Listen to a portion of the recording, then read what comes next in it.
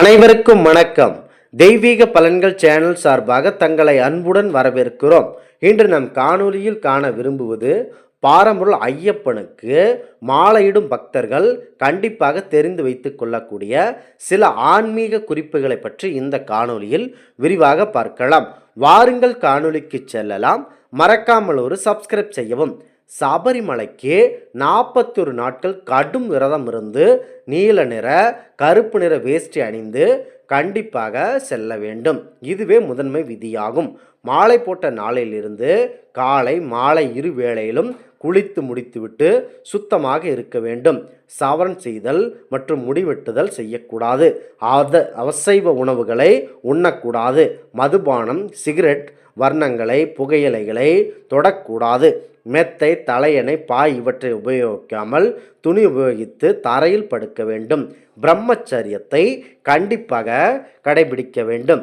நேர்மையை கடைபிடித்தல் கண்டிப்பாக அவசியம். பிறருடைய மனம் வலிக்காமல் அவர்களை பேச வேண்டும். பெண்களை காம கண்களோடு பார்ப்பது தவறாகும். பெண்களும் இயற்கைக்கு கட்டுப்பட்டு இருக்கும் காலத்தில் மாலை போட்டு இருக்கும் ஐயப்பன் சுவாமிகளை கண்டிப்பாகவே பார்க்கக்கூடாது. இது தீட்டு சம்பந்தப்பட்ட பிரச்சனையை உண்டு பண்ணும்.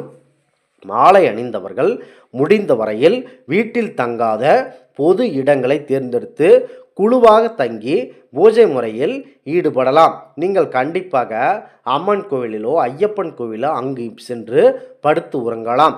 மாலை எதிர்பாராத சூழ்நிலையில் கலண்டு விட்டாலோ அல்லது அருந்து விட்டாலோ கவலைப்பட வேண்டியது இல்லை.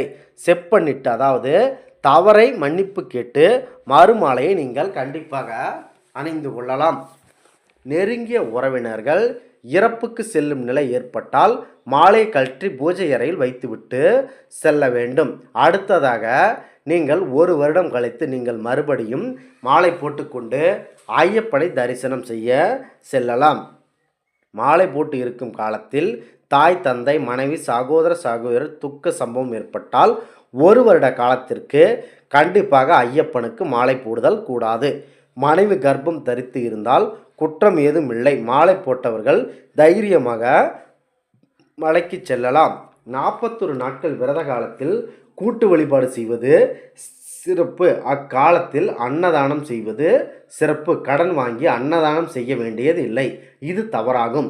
உங்களால் முடிந்த அளவு அன்னதானம் செய்யலாம்.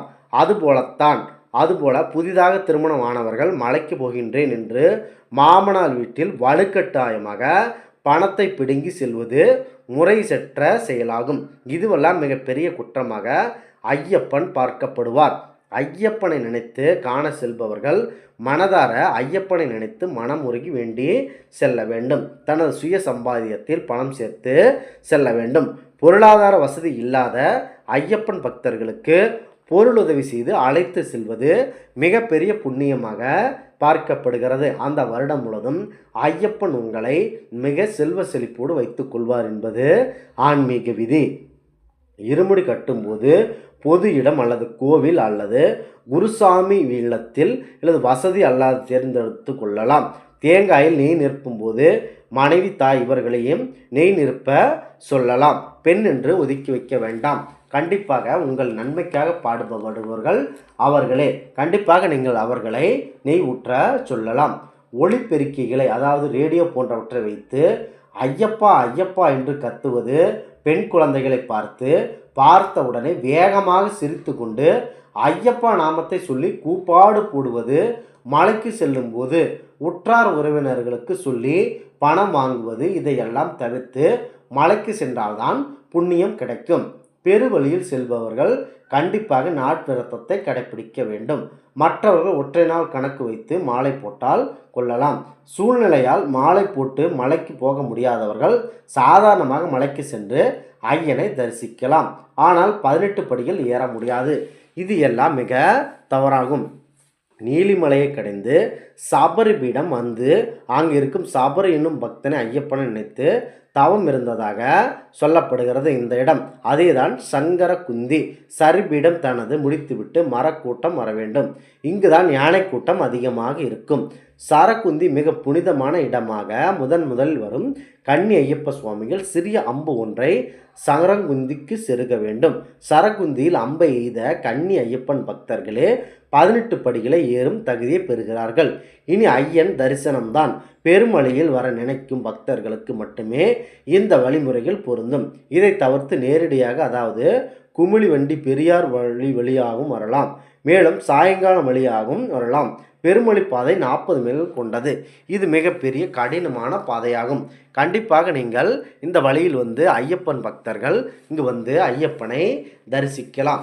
இவ்வாறு நீங்கள் தரிசனம் செய்தால் கண்டிப்பாக ஐயப்பன் உங்களுக்கு மனதார வழிவகுப்பார். குருசாமியின் துணையோடு இருமுடி கட்டி கொள்ளவும். பெருமயிலில் பணிப்பவர் அச்சங்கோயில், ஆரியங்காவு, குளத்துப்புழா, பந்தளம் ஆகிய இடங்களில் உள்ள சாஸ்தாவை வணங்கிவிட்டு எரிமேலி வர வேண்டும். பெரும்பாதி வழியாக பயணிப்பவர்கள் எல்லோரும் ஒன்றும் கூடமாக எரிமேலி இங்கு வேட்டைக்கு செல்ல அம்பும் வில்லும் ஏற்றி நிற்கின்ற உருவில் ஐயப்பன் அவர்கள் காட்சி தருகிறார். வாவர் கோவில் எரிமேலின் சற்று தொலைவில் உள்ளது. வாவர் கோயில் வாவர் சாஸ்தாவின் நண்பர்கள். இவர் ஓர்முகமதியவர் இருமுகம் என்று ஒரு கோவில் இங்கு உள்ளது. இங்கு உபூதி பிரசாதமாக தற்கப்படுகிறது. பேட்டை துள்ளல். இந்த இடத்தில்தான் மணிகண்டன் மகிழ்ச்சியை வதம் செய்தார்.